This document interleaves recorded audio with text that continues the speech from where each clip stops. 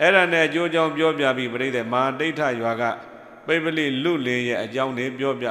ဇာတိတွေအကြောင်းပြိဿဓနအင်အားတွေအားလုံးပြောပြပြီးတော့ဒီကလေးမလေးကိုတောင်းရန်တယ်ဟိုကလည်းသဘောတူလိုက်ကြတော့ပုံနာရှေ့ရောက်ပြိဿဟာဝန္တာအာရနဲ့ရွှေစင်ရုပ်တုပေးပြီးတော့ဟိုမှလည်းပဲတွေ့ပြီဆိုတဲ့အကြောင်းလှမ်းပြောလိုက်တဲ့အခါပြိဿ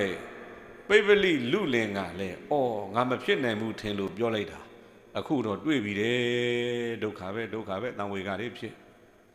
နောက်တက်ကပြိဿတထေသမီးလေးဖြစ်တဲ့ဗတ္တကာပိလာနီကလည်းပဲငါကကြီးရင်ယဟန်ဝင်မလို့ငါဘဝကိုငါဆုံးဖြတ်ထားခုငါမိဘနှစ်ပါးကငါ့ကိုအိမ်အောင်ချပေးတော့မှာတယ်ဘယ်သူနဲ့ချပေးမှလဲဆိုတော့သိအောင်စုံစမ်းပြီးတော့ပိပလိလူလင်မှလည်းသိလိုက်တဲ့အခါအဲ့ဒီမှာစာရေးပိပလိလူလင်သင်တဲ့မျိုးရိုးဇတ်စီစဉ်ဥစ္စာဒနအင်အားစသည်များဖြင့်တူညီတဲ့မျိုးသမီးတယောက်ကိုရှာဖွေပြီးတော့သာအိမ်အောင်ပြုပါကျမကနောက်တစ်ချိန်ယဟန်ပြုဖို့စီစဉ်ရှိနေလို့သင်ကိုနောက်တစ်ချိန်မှပူဆွေးတော့ကရောက်ရတဲ့ဘဝမျိုးမဖြစ်စေခြင်းလို့ဒီစာရေးတယ်ပေါ့အဲ့ဒီစာမျိုးပိပလိလူလင်ကလည်းပဲဒီစာမျိုးရေးပြီးတော့တမန်တွေနဲ့လှမ်းပြီးတော့ပို့ခိုင်းပိပလိလူလင်ရေးတဲ့စာကလည်းအဲ့ဒီမျိုးသမီးရေးတဲ့စာနဲ့တူတူပဲဟိုကတော့ရင်ရေးထားသေးတယ်အေးဗတ္တကာမိလန်ဒီညီးနဲ့အဲ့ဒါအသက်ရွယ်မျိုးဇတ်ဓနအင်အားတူညီကြတဲ့ပုဂ္ဂိုလ်များတွေ့ရင်သူနဲ့သာလက်ထပ်လိုက်ပါကွယ်ငါကလည်းပဲနောက်တစ်ချိန်ယဟန်ပြုမဲ့ပုဂ္ဂိုလ်ဖြစ်တဲ့အတွက်ဒါကြောင့်တင့်ကိုလေကြီးစွာဒုက္ခမရောက်စေခြင်းလို့ဒီစာလေးရေးတာပါပိပလိလူလင်ကလည်းစာနဲ့ပြိဿပို့ခိုင်းဗတ္တကာပိကံလီကလည်းပဲဒီတိုင်းပဲပြိဿပို့ခိုင်းတဲ့စာပို့တဲ့လူအချင်းချင်းဗျာအဲ့ဒါလမ်းမှာသွားတွေ့တာဘယ်သွားမလို့တော့တာကလမြို့ဗတ္တကာပိလာနီအိမ်သွားမယ်ခမည်းတော်ရောဘယ်သွားမယ်ကျွတ်တို့ကလည်းပဲ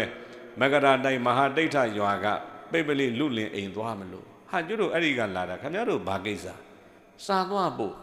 ခမည်းတော်ရောဘာကိစ္စကျွတ်တို့လည်းစာလာပို့တာအော်အဲ့ဒီမှာတိုက်ဆိုင်စာနှစ်ခုကပြိတယ်သွားပို့တဲ့လူတွေလမ်းမှာသွားဆုံတာတူညီနေတယ်ဟာဒါဆိုရင်ဗျာခမည်းတော်စာကျွတ်တို့စာခမည်းတော်ယူဒါဆိုဆင်းပြေတာပဲအေးစင်းတော့ပြေတယ်ဗျာဒါပေမဲ့လို့ဖောက်ဖတ်ရအောင်ဆိုပြီးတော့